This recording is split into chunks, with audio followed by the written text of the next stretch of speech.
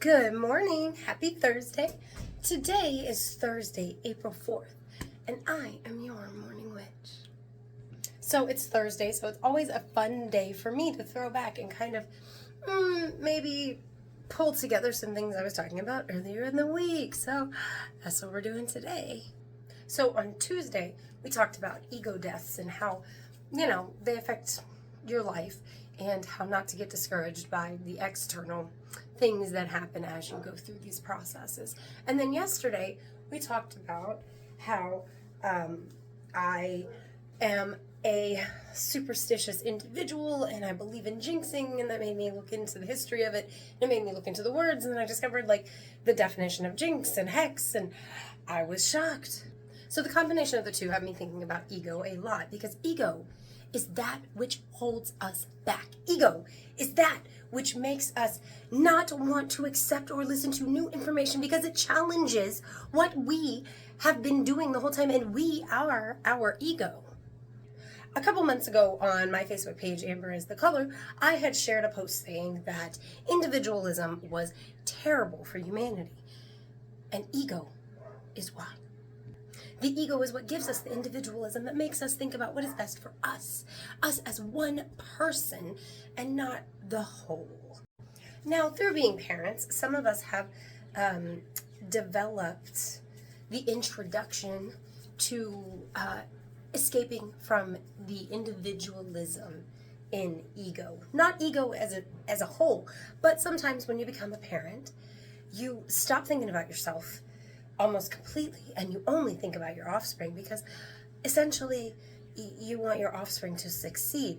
And you do this sometimes to a point of you let go of your previous ideals, you let go of your previous thoughts on what success meant, because now you're not applying it to you, you're applying it to your offspring surviving biologically in this world, as well as successfully navigating the society into which they were born and into which you live.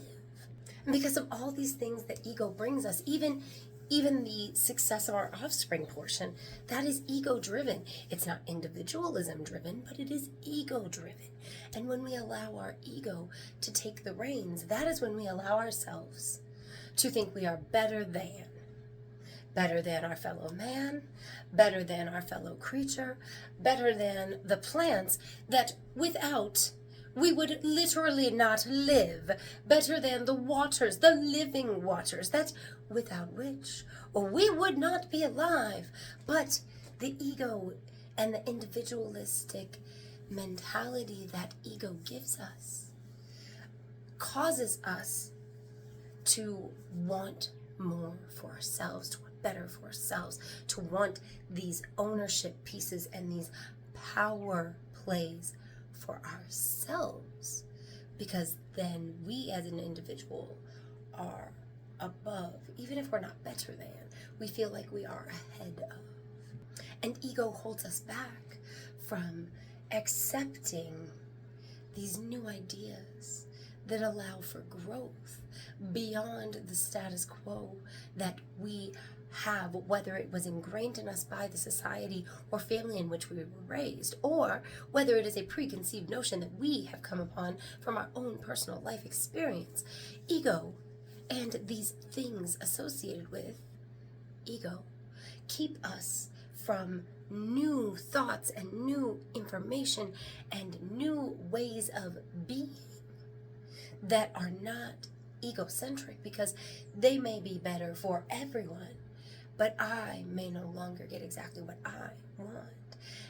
And when we are presented with that information, we get a knee-jerk reaction, and we get in the fight or flight, and we don't want to hear that the way that we live is wrong, and that is ego holding us back.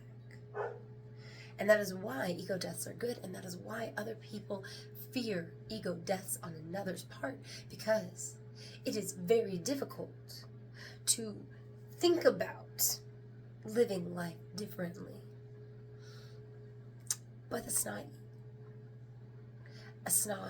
humanity as a whole.